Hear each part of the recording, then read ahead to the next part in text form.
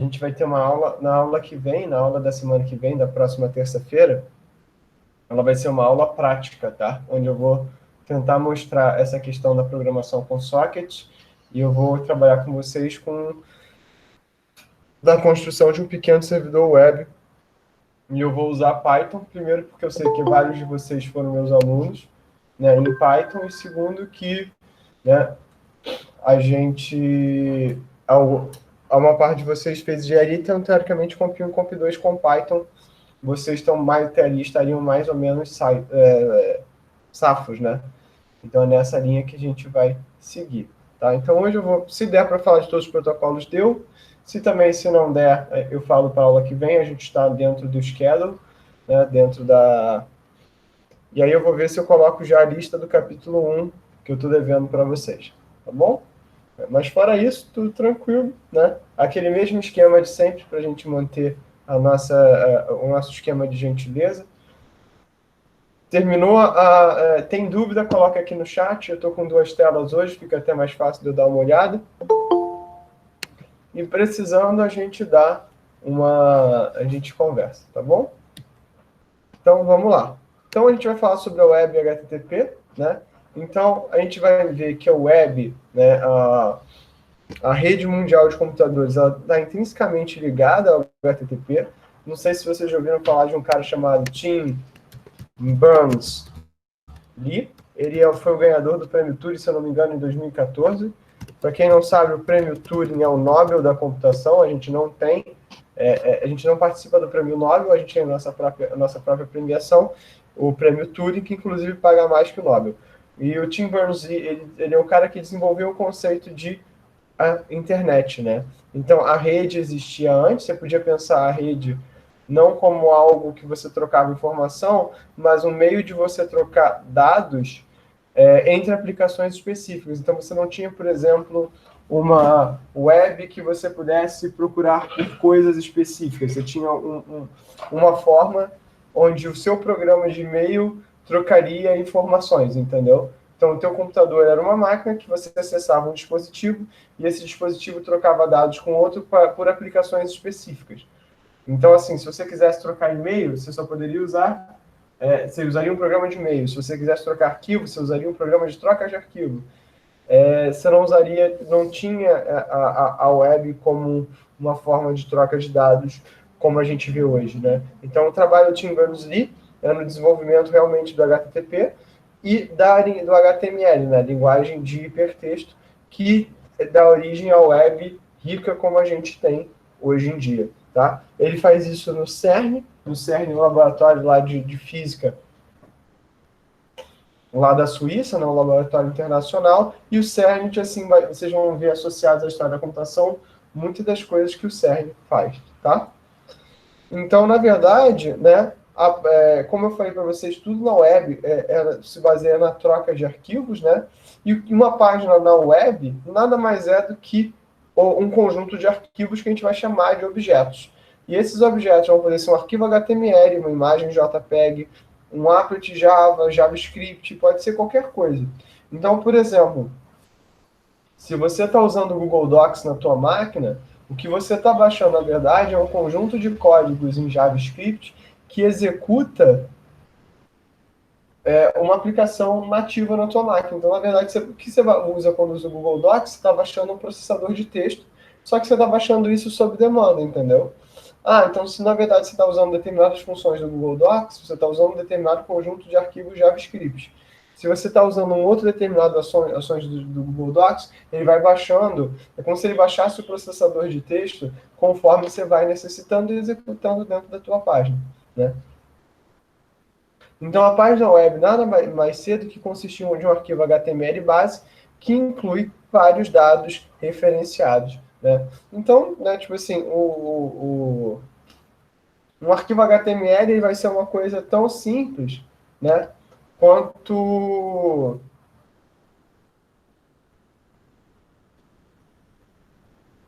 sei lá, quanto qualquer arquivo texto. A gente pode gerar um arquivo HTML bem idiota, né? Se vocês quiserem fazer a experiência, façam o seguinte, né? Escrevam o seguinte, eu vou botar aqui no chat, copiem isso, colhem.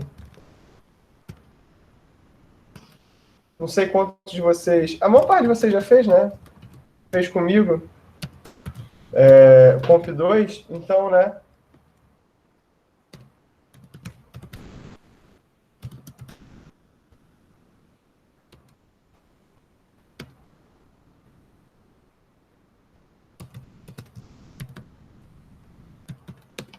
Então, por exemplo, eu acabei de botar aqui no chat uma tag, né, H1, meu primeiro arquivo HTML H1, salva em teste.html e abre no teu browser. Isso, na verdade, é uma página web, né? Então, na verdade, a web é um conjunto de arquivos de textos marcados com alguma linguagem de marcação. A linguagem de marcação que a gente escolheu foi o HTML, tá?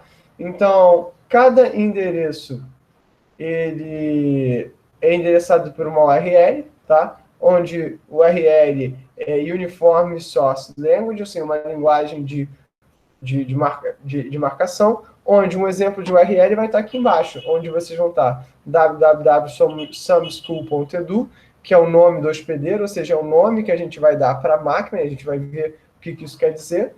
E dentro desse hospedeiro você tem somedept.pic.gif, que é o arquivo, que é o caminho dentro daquele servidor do teu arquivo. Então aqui é o endereço, né?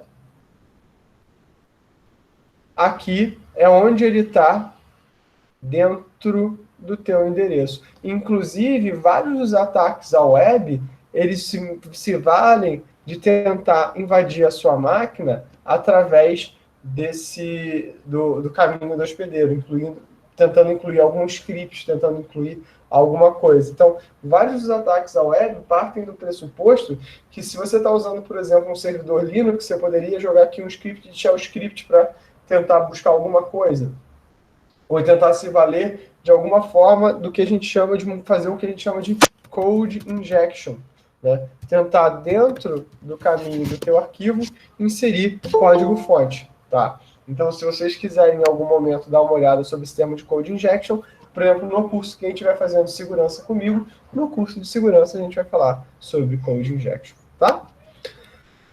E aí surge o Hypertext Transfer Protocol, né, que é o protocolo da camada de aplicação da web, e aí vai variar um pouquinho, que eu vou ter que trazer na aula que vem.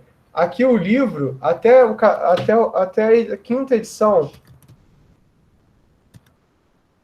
ele trata até o HTTP 1.1.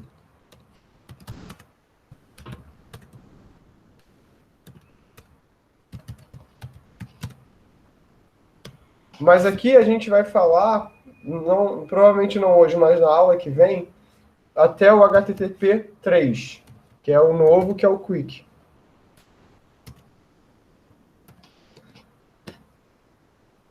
Tá? Então, é nisso que a gente vai lidar. Mas eu vou dar hoje para vocês uma visão geral do HTTP, que ela é bem parecida nas três coisas, tá? Então, vou dar uma visão geral desses todos esses protocolos, para vocês terem uma noção de como funciona, e na aula que vem a gente enriquece essa visão. Tá ok? Vocês estão aí, não estão? Dá um reply aqui no chat, estamos vivos. Beleza. Não, senão eu fico com saudade. Então, assim, HTTP vem de Hypertext Transfer Protocol, né? Ele é um protocolo de transferência de hipertexto. Hipertexto é o HTML, né? Ele é um protocolo da camada de aplicação. Ele trabalha no modelo cliente-servidor, né? Browser que solicita, recebe e apresenta objetos na web. E um servidor que vai enviar objetos em resposta aos pedidos. Ou seja, o servidor é extremamente passivo. O servidor nunca faz nada. Ele nunca está mandando para vocês arquivos. Ele só vai funcionar em função de um pedido. E, basicamente, o HTTP se transformou no protocolo mais importante da web. Tudo que a gente faz é via HTTP. Para quem me conhece, para quem tipo assim, já foi meu aluno, sabe que eu tenho um Chromebookzinho pequeno, velho de guerra, que é o meu companheiro de batalha na maior parte das vezes que eu estou trabalhando.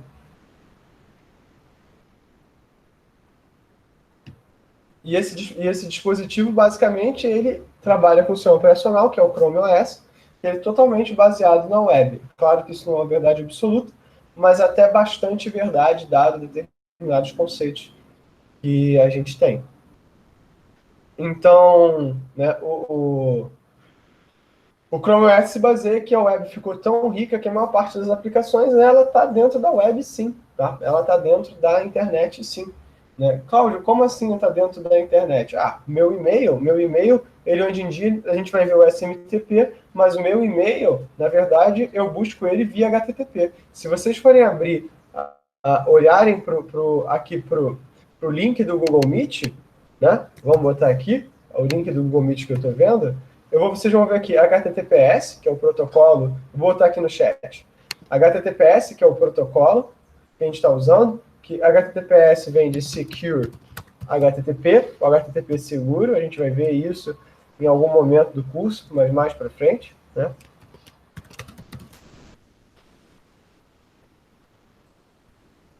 Meet.google.com, máquina, né? Sendo servida.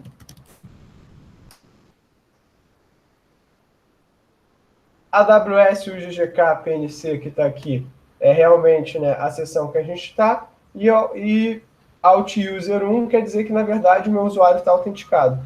Então, na verdade, tudo que eu estou fazendo quando estou usando o Google Meet é trocando com vocês arquivos de áudio e vídeo em tempo real, tá? Cláudio, pô, mas que parada bizarra. Só que como o HTTP é um protocolo extremamente geral, ele é um protocolo extremamente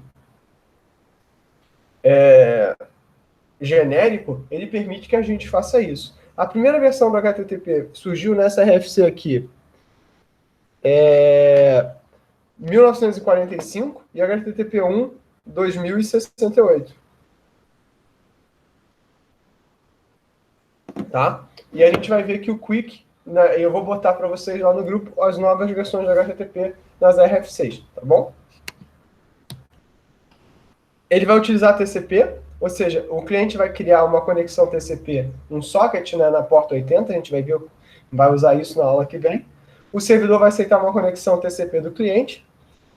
As mensagens HTTP, mensagens do protocolo da camada de aplicação, vão ser trocadas entre o browser, que é um cliente HTTP, e o servidor web, que é um servidor HTTP. Então, nada mais, o browser de vocês, o Firefox, o Chrome OS, o Safari, e até mesmo o Edge do Microsoft Internet Explorer, né, eles são clientes HTTP. E o que é um cliente HTTP? É um software que gera mensagens no formato do HTTP, né, e envia isso para o servidor. O servidor vai interpretar essas mensagens e vai responder. E enquanto fazer um browser é algo não trivial, fazer um servidor HTTP, vocês vão ver que é muito trivial, porque as mensagens do HTTP são enviadas em formato de texto.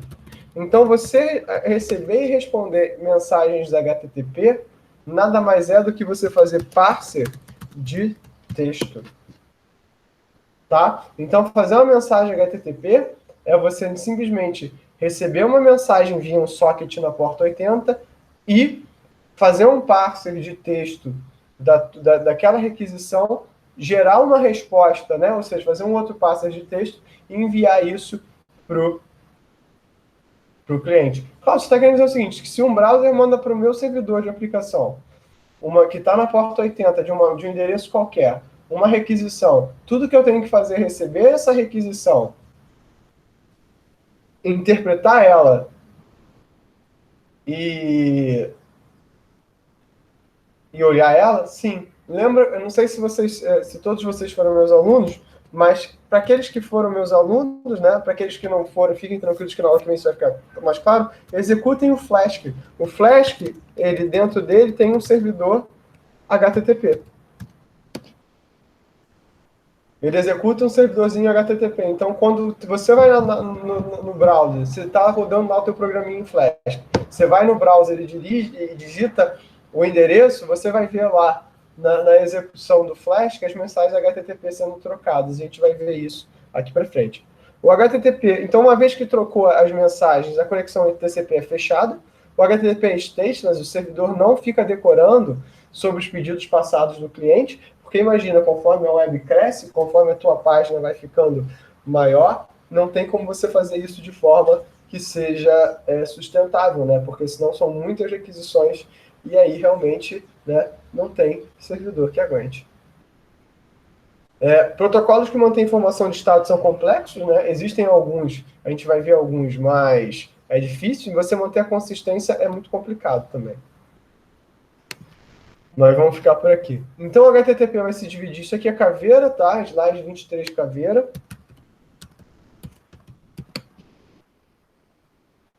O HTTP vai se dividir em duas formas, né, de conexão, a não persistente e a persistente. No HTTP não persistente é o que a gente chamou de HTTP 1.0.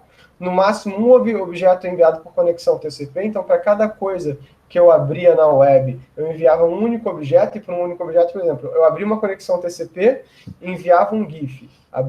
Fechava a conexão TCP, abria outra conexão TCP e enviava sei lá, um arquivo HTML, por aí ia. Em algum momento a gente achou que essa ideia era uma ideia bem estúpida, né? Porque não fazia sentido. E eu acredito que vocês concordem comigo, tá? E aí surge o HTTP persistente, onde múltiplos objetos vão ser enviados sobre uma mesma conexão. O TCP entre o cliente e o servidor vai manter essa conexão aberta, né, para uma determinada sessão, é o que a gente chama de sessão, né? E essa sessão, essa session, né, vai utilizar uma conexão persistente para trocar arquivos. E a gente vai ver que mesmo dentro do HTTP persistente, né, tem variações. Porque você poderia manter a conexão aberta e ir trocando os arquivos sequencialmente, e aí você pode fazer o seguinte, né? E aí a gente vai ver que essa é a treta. Então, a ideia seria que eu tenho um cliente HTTP como um browser que vai iniciar uma conexão a um servidor HTTP já conhecido, né, como www.someschool.edu, na porta 80. O servidor está sempre ouvindo, né? Então, o servidor está naquele, né, while true, né?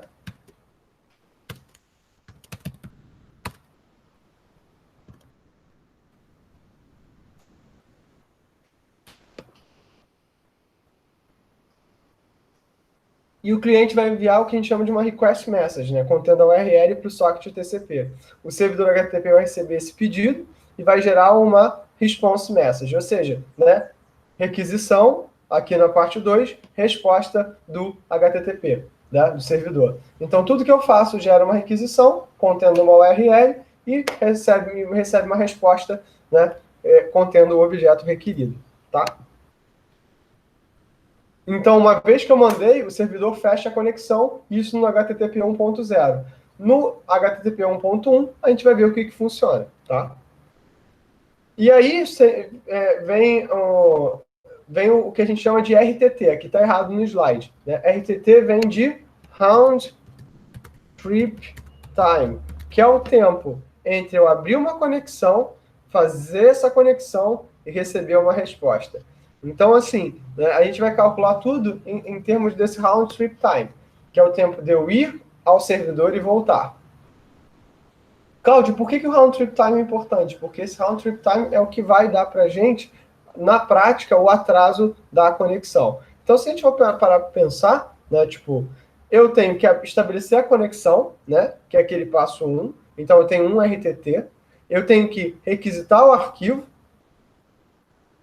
e receber o arquivo de volta, mais o tempo da transmissão do arquivo. Então, assim, para qualquer conexão no HTTP não persistente,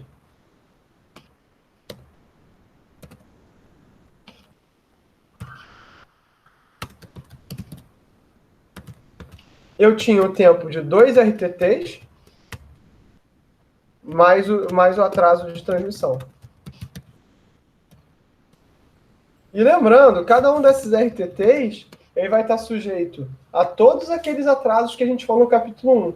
Vai estar sujeito a atraso de fila, vai estar sujeito a atraso de propagação, vai estar sujeito ao próprio atraso de transmissão da requisição, vai estar sujeito ao atraso de processamento. Então, na verdade, você pode ver que se você tem muitos arquivos, a soma desses RTTs é muito grande. Eu vou ter um RTT para iniciar a conexão e um para requisição dos primeiros bits, mais o tempo da transmissão. Então, isso acaba sendo algo problemático.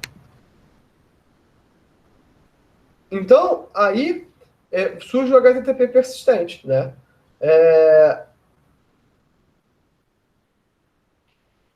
Que a gente vai ver essas diferenças, né? Que o HTTP persistente chega parte da seguinte conexão, né? Tipo, da seguinte premissa. Cara, isso é muito idiota.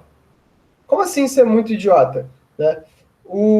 Ao invés de eu fazer aqui que nem eu fiz, de eu abrir uma conexão TCP e eu fechar essa conexão ao final, eu vou manter essa conexão inicial aberta e vou trocar os objetos. Então, né, um a um. Então, eu teria, na verdade, aqui...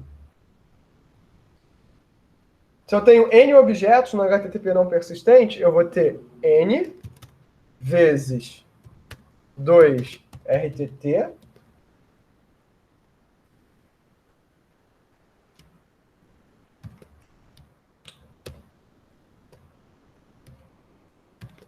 mais somatório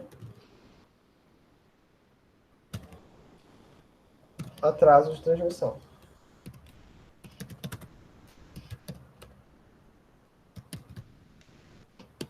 Isso não é muito esperto. Então, o que o RTT, o HTTP 1.1 diz? Cara, eu vou gastar um RTT para estabelecer a conexão.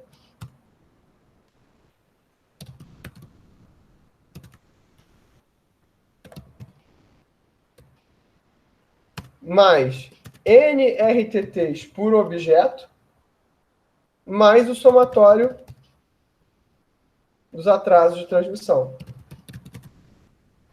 Ou seja, eu mantenho a conexão aberta enquanto eu puder manter essa minha conexão aberta. Só que, tipo, mesmo isso, né, não é... Isso é o que a gente vai chamar, então, de HTTP 1.1 sem pipeline. E o que isso quer dizer? Isso quer dizer o seguinte, olha só, é muito melhor que o HTTP não persistente, porque eu só gasto um RTT para estabelecer conexão. Eu vou mandar as mensagens nessa conexão estabelecida, como se fosse um vetor, né? Uma a uma, e vou ficar esperando esse tempo de resposta. Aí algum de vocês pode virar para mim e dizer, Cláudio, mas isso é muito idiota. Aí eu vou perguntar, por que isso é muito idiota? Porque tá vendo aqui esse tempo do RTT?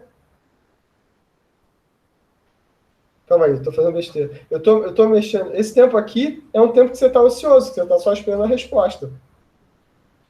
Né? Então, tipo assim, você mandou esse arquivo e está esperando a resposta, não está mandando nada nesse meio do caminho. Então, a ideia do HTTP surge, então, o que a gente chama HTTP com pipeline.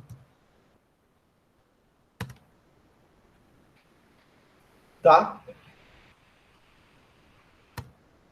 Estou botando várias coisas aqui no chat, gente, se você para ver para dar uma complementada em determinadas questões. Então, o que é o HTTP com pipeline? Né? Então, aqui eu estabeleci a conexão, aqui eu recebi uma confirmação desse estabelecimento. Aqui eu enviei uma requisição e estou recebendo uma confirmação dessa requisição e o arquivo.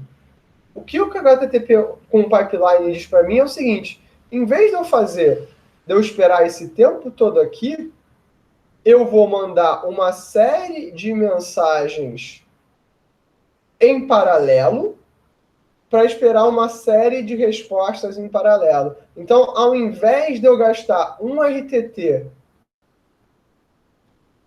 para estabelecer conexão e um RTT por objeto, eu tento mandar tantas requisições quanto possível dentro de um único RTT. Cláudio, como assim? Eu vou enviar tantas transmissões quanto possível até eu receber a primeira resposta do primeiro objeto que eu pedi. Então, na verdade, eu vou ter, para cada transmissão dentro do HTTP com pipeline, 2 RTTs. Então, olha só como é que a gente vai evoluindo em termos de velocidade. Eu passei de 2 RTTs mais o atraso de transmissão, né, para cada objeto, para eu ter tipo assim, 1 RTT mais N RTTs, mais o somatório de atraso de transmissão para todos os objetos, e agora eu vou ter 2 RTTs mais a soma dos atrasos de transmissão para todos os objetos. Então, eu estou ficando muito, muito mais rápido. E é isso que está sendo dito aqui. Olha só. Então, e como no HTTP não persistente aqui no slide está errado, requer 2 RTTs por objeto, ou eu vou ter que sempre estar alocando recursos, né? Aí surge o persistente, que eu vou deixar a conexão aberta. Mas o persistente sem pipeline é aquilo ali, eu estou gastando 1 RTT para cada objeto referenciado. Aí surge o HTTP persistente com pipeline, onde eu vou enviar requisições sempre que eu enviar um objeto referenciado. Então, na verdade, o que eu estou gastando são 2 RTTs. Um para estabelecer a conexão, porque isso não tem o que fazer, e um para todos os objetos referenciados. Ou seja, é justamente essa explicação que eu dei. E é isso que fez com que a web desse um boom, porque a web ficou muito rápida. Então, se você alinha isso ao crescimento da tua banda com o crescimento da tua conexão, você vai ter muita velocidade, tá? E aí vem as mensagens do HTTP. Tem 2 tipos de mensagem do HTTP, uma de request e uma de response, né?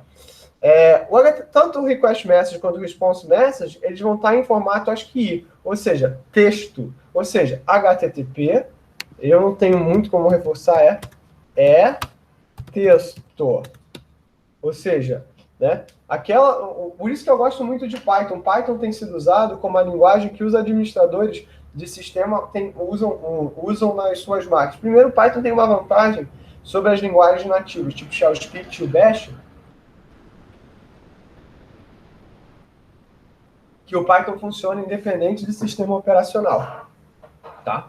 Então, você poderia fazer o mesmo script e ele funcionar em qualquer sistema operacional que você for utilizar.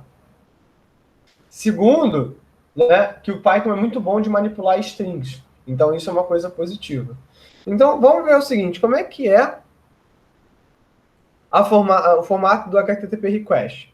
Eu vou ter aqui um negócio que eu chamo de método. Existem vários métodos, a gente vai ver que são 6 métodos positivos, que é o método get. Qual é o arquivo que eu quero pedir e qual é a versão do HTTP que eu estou utilizando. Então, isso aqui é o que a gente chama de linha de cabeçalho, ou linha de pedido, né? A linha do cabeçalho adicional vai vir o seguinte, user agent, que a gente vai chamar de UA, que é, na verdade, qual é a versão do seu browser. Aqui está dizendo que eu estou usando o Firefox na versão 4.0, né? Quais são os tipos de arquivo que você aceita? Então, aceita HTML, aceita GIF, aceita JPEG. E qual é a linguagem do teu texto. E aqui tem um espaço entre as mensagens que é um enter, né? Extra carriage return line feed é equivalente a um enter. Isso aqui vem do... Isso aqui é interessante, que esse extra return line feed, na verdade, são a mesma coisa que a gente fazia nas máquinas de escrever e que a gente herdou do computador. Então, o espaço, o nosso enter, na verdade, seria o equivalente na máquina de escrever, de você, né, girar, né, o tambor da máquina de escrever e voltar para o começo da linha, né? Um pouquinho de cultura inútil para vocês, né, levarem para a vida, mas é ótimo em conversas de bar. Inclusive, essa é uma diferença muito grande entre o Windows e o Linux, né, que, na verdade, eu não lembro qual dos dois, mas, assim, se eu não me engano, no Linux, você vai até o final da linha e desce na verdade, você desce e vai para o começo da linha, enquanto no Windows você vai para o começo da linha e depois você desce. Pode parecer bobagem, mas na hora de você fazer um parser faz bastante diferença, então tem que saber, às vezes tem que descobrir esse tipo de coisa. E esse aqui é o formato geral. Então, vou ter aqui um método, um espaço em branco, uma URL, espaço em branco, versão CRLF. Carriage line, porque é pular linha e ir para o começo. Não, ir para o começo e pular linha. Aí depois eu vou ter nome do cabeçalho, valor, linhas do cabeçalho e o corpo. Então, na verdade, toda mensagem do HTTP segue essa mesma ordem, tá? E assim, independente do HTTP 1, 1.1, 2 ou 3, é a mesma coisa. E é isso que garante que a gente consiga fazer esse parser e tenha a gente tenha sempre a garantia do formato acontecer, tá? Então é bem interessante ver esse tipo de coisa sendo visto, tá? Porque justamente é um elemento que a gente consegue, né, tá sempre trabalhando, né, o tempo todo, tá bom? Então não é nada demais. É bem simples da gente operacionalizar. Não tem nada... Não exige... O que eu quero dizer é o seguinte, não exige grandes conhecimentos. Para vocês terem noção, tinha uma competição uns anos atrás de uma galera que usava uma linguagem chamada Perl, né? Eu vou botar aqui no chat o Perl. E os caras safos de Perl eram chamados de Perl Mongers. E tinha uma competição chamada Online Coding. O que você conseguia fazer, né, com o mínimo de caracteres possível. Começou com programas de uma linha, mas assim, se tornou um negócio completo. Eu lembro que um cara que venceu foi um cara que fez em 4 linhas. E o que é uma linha? Uma linha é igual a 80 caracteres. Eu me lembro que de um cara que venceu, que ele fez um servidor HTTP em Perl com 4 linhas de código. Ficou totalmente ininteligível, tá? Ler aquilo parecia, tipo assim, ler algo que saiu da barcaça do inferno. Mas é bem interessante. É bem interessante que a gente consiga fazer esse tipo de coisa. Então, o que a gente vai tentar fazer na aula que vem, né? Criar o nosso próprio servidor HTTP, bem simples que a gente possa brincar. Né? E eu vou mostrar que, na verdade, o Python já vem, por exemplo, com um servidor nativo, né, para a gente utilizar. Tá?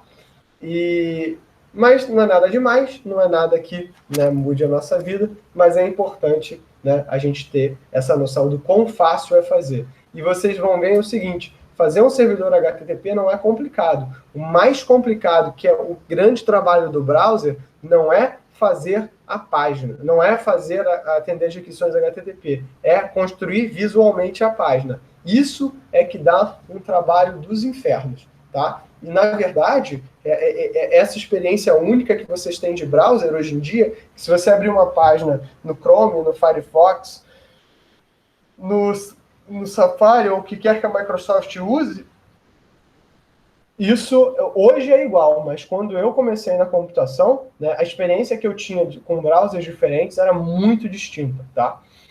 Mas isso também se deve à seguinte coisa, a maior parte dos browsers hoje usa o engine do Google, né? WebKit. Que é o engine que o Google usa dentro do Chrome para fazer o render. Então, por isso que o Safari e o Chrome vão ter experiências sempre muito similares. O Firefox ele é um pouquinho diferente, ele usa um engine próprio. Então, o Opera, que é um outro browser que era muito legal no começo dos anos 2000, comecinho da década passada, o comecinho dessa década, 2010, 2011, ele também passou a usar o WebKit. Então, na verdade, o que aconteceu é que os browsers todos migraram mais ou menos para um formato comum, menos o Firefox, mas o Firefox tem um trabalho muito sério de manter a conformidade. Então, vamos seguir em frente, né? Para eu entrar dados, eu vou usar o método post, e é por isso que no Flash que vocês tinham o método post, né? Para quem fez, comp2 comigo, eu reitero, né? Métodos get, método post, vocês viram no Flash, que era justamente por quê? Porque o Flask monta mensagens REST, né? E a gente vai ver que essa API REST nada mais é do que tentar montar mensagem no formato parecido com o do HTTP. Então, as páginas web frequentemente incluem formulários de entrada, e essa entrada, na verdade, é enviar alguma coisa para o servidor. Então, o que a gente vai fazer é usar o método get, e a entrada vai ser enviada no campo URL da requisição. Tá? Então, no HTTP 1.1 eu vou ter 3 métodos, get, post e head. No HTTP 1.1 tem o get, post, head, put, delete. Ou seja, na verdade, a partir do HTTP 1.1 é que a web toma o formato que a gente tem hoje, onde você conseguiria manipular ações do servidor dada requisições do cliente, que é justamente isso que a gente fala, que a gente faz quando a gente é um full stack developer. Né? Ou seja, que vocês vão ver esse nome, para quem quiser trabalhar com desenvolvimento, o Full Stack Developer é o cara que, através das suas aplicações, da tua aplicação web, seja ela no lado do cliente ou no lado do servidor, consegue gerenciar ações dentro do servidor. Então, quando eu falo numa API RESTful, né, é uma API, né, que acaba trabalhando dentro dessa questão. Você está falando do método PET, João? O método PET não é um método opcional, mas ele surge só no HTTP 2, tá? A gente vai ver ele mais para frente, provavelmente na aula que vem. No Quick, que é o HTTP 3, ele inclusive vai adicionando cada vez mais métodos. Mas originalmente são esses 5 métodos aqui que a gente vai estar tratando.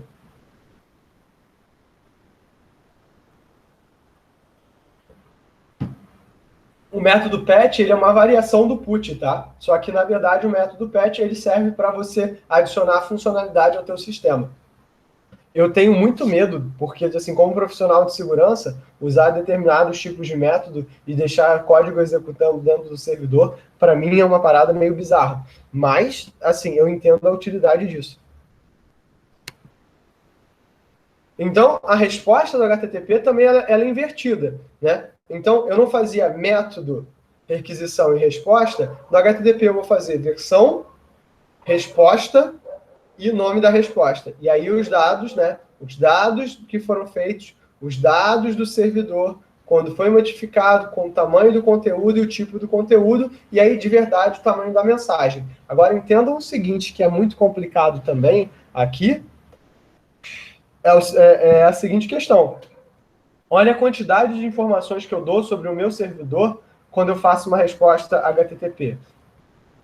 Então, uma forma que os atacantes têm de tentar invadir um servidor é mandar mensagens HTTP de teste para tentar verificar qual é a versão do servidor que está, para eu buscar alguma vulnerabilidade. Então, para vocês terem noção de como fazer um ataque na internet é um negócio simples, quando você sabe o que está fazendo, a anatomia de um ataque é a seguinte: você avaliar quem é... E é uma anatomia muito parecida com uma anatomia militar, tá? É avaliar o teu adversário, ou seja, na verdade aqui mandei uma mensagem HTTP qualquer, verifiquei que eu estou usando a versão 1.3 do Apache, tá?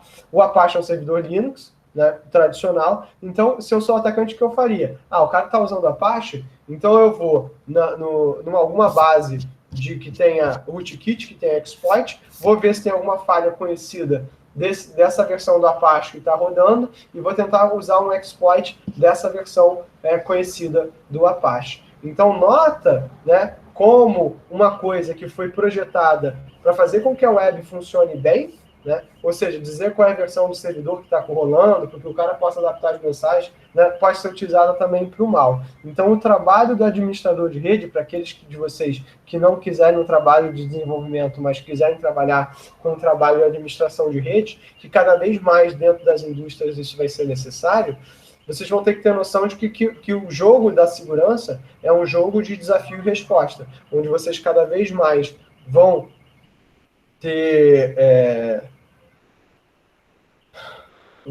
tipo,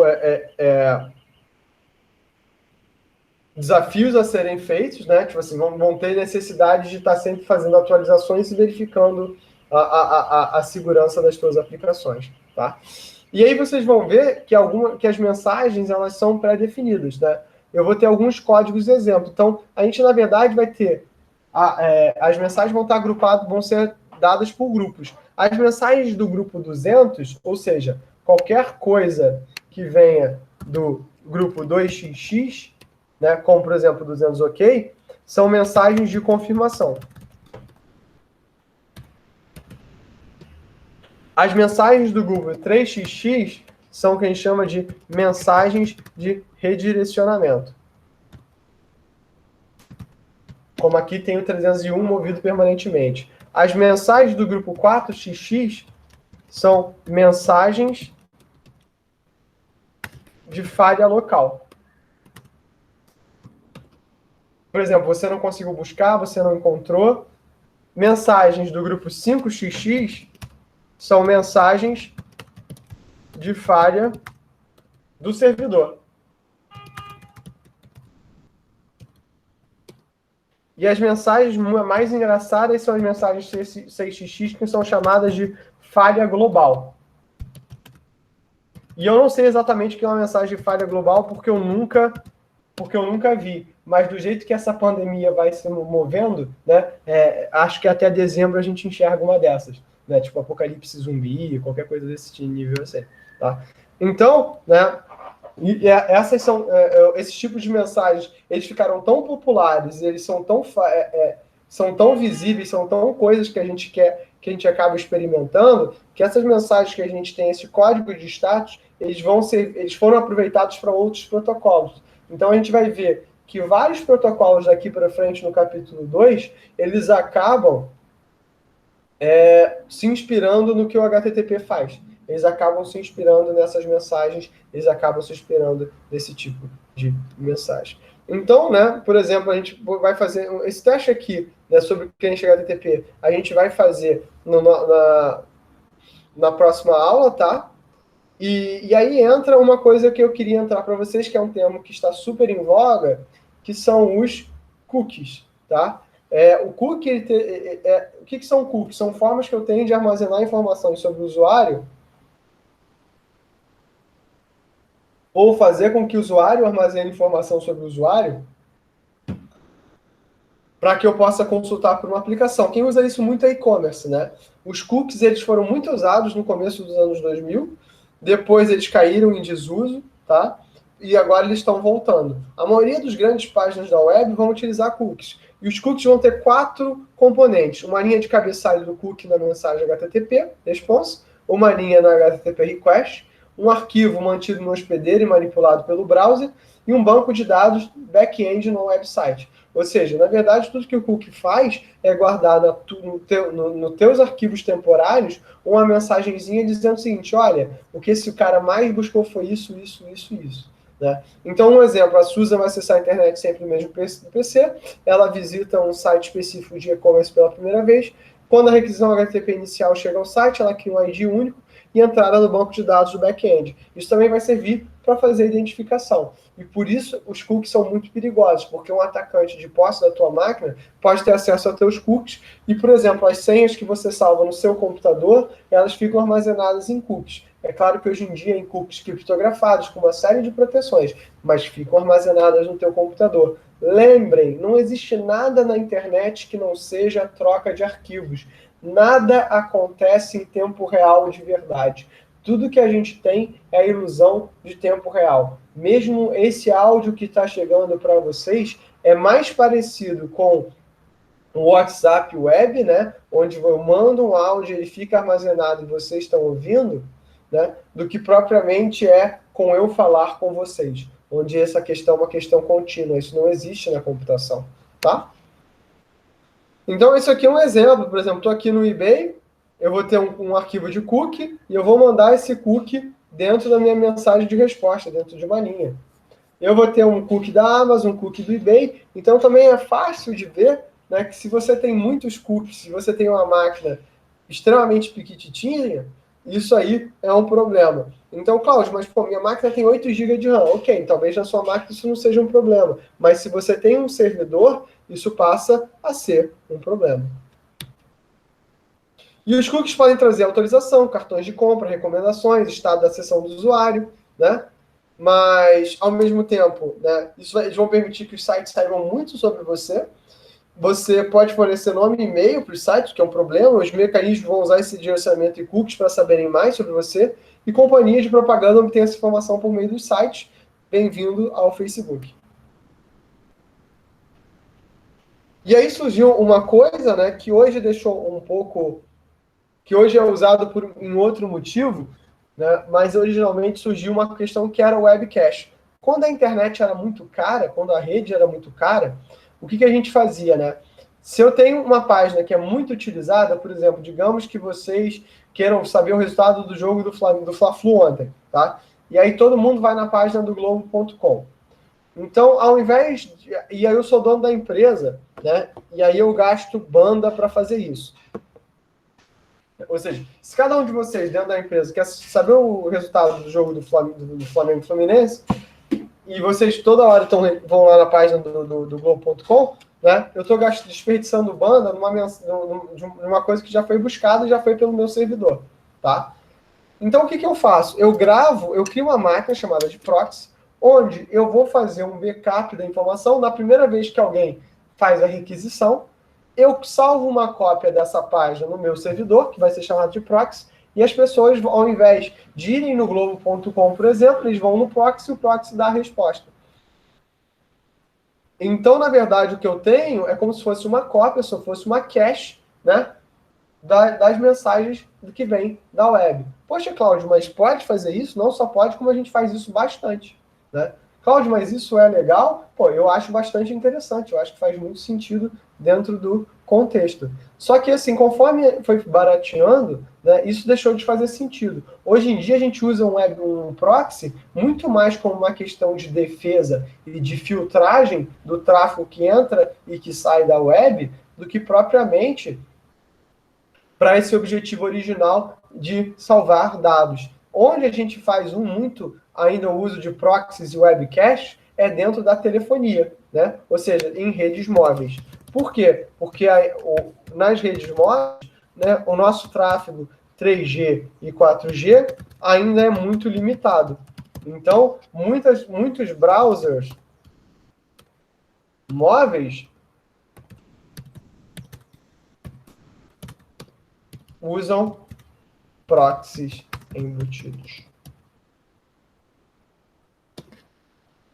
Isso é interessante da gente ver.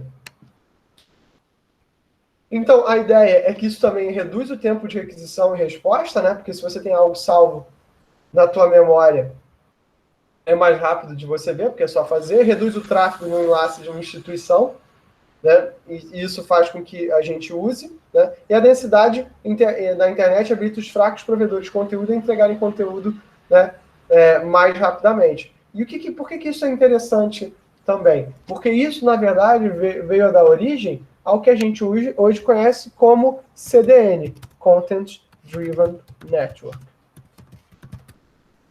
Por que isso deu origem a CDNs? Porque a ideia é muito parecida. O que é uma CDN, né, uma Content Driven Network do Netflix? Nada mais é do que um webcache, né? Ou seja, é um servidor de webcache que fica próximo do usuário final, mas que tem o cache dos vídeos que, por exemplo, mais assistidos no Brasil.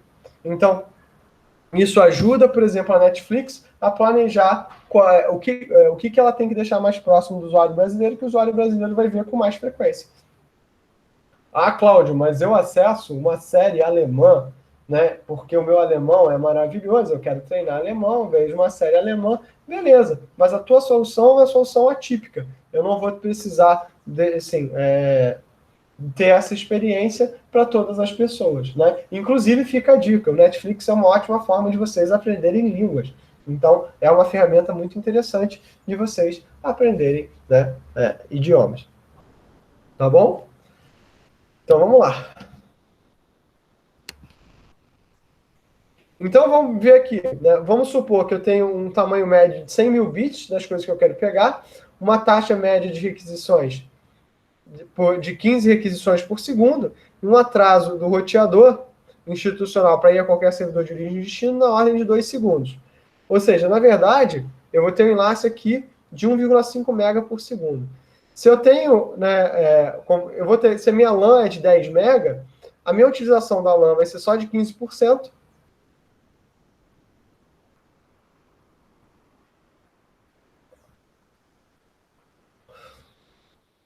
Né? A utilização do acesso vai ser sempre de 100%, né? Porque eu tenho muito menos banda do que eu quero buscar. E o meu atraso total vai ser sempre o atraso da internet, mais o meu atraso de acesso, mais o atraso que eu tenho da LAN, que é de 2 segundos, mais minutos, mais milissegundos. Né? Então, a solução possível é eu criar um proxy, né?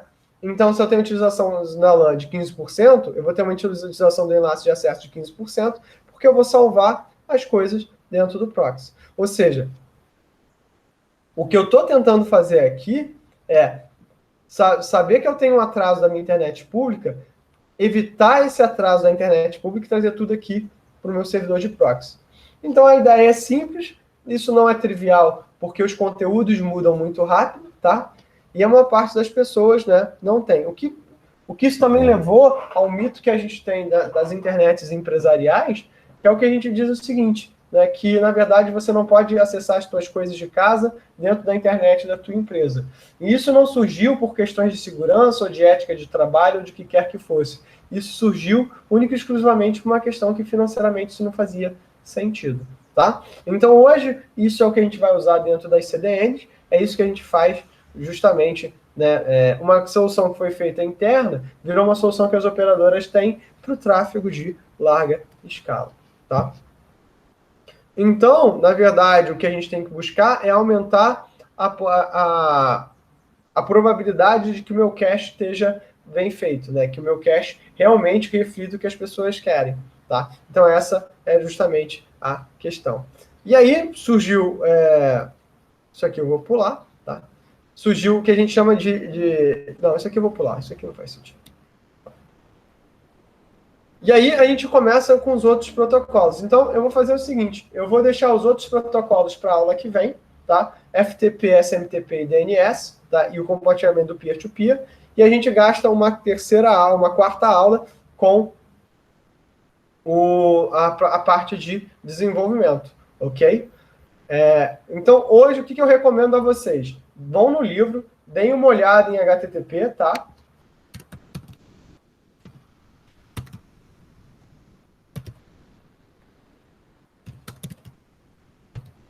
Eu vou colocar uns links sobre os novos formatos.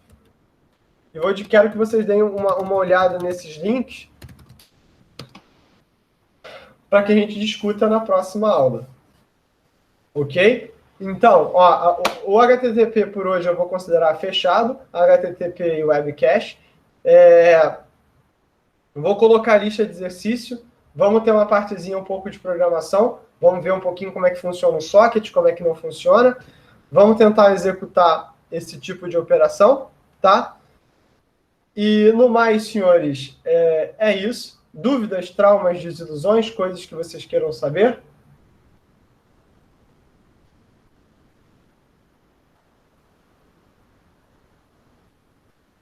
Tudo certo? Beleza. Então, o de sempre. Quando vocês tiverem dúvidas, podem me mandar e-mail, perguntem lá no grupo, né? Desejo a vocês, então, um ótimo final de semana e vejo vocês na próxima terça-feira. Já comecem a dar uma lida, né? Porque, como vocês estão vendo, o curso está indo bastante rápido, justamente porque a gente, né, tem um calendário apertado e a gente tem bastante coisa para ver. Tá bom? Senhores, cuidem-se, tenham um ótimo final de semana, estudem direitinho e nos vemos na próxima terça-feira. Tchau, tchau!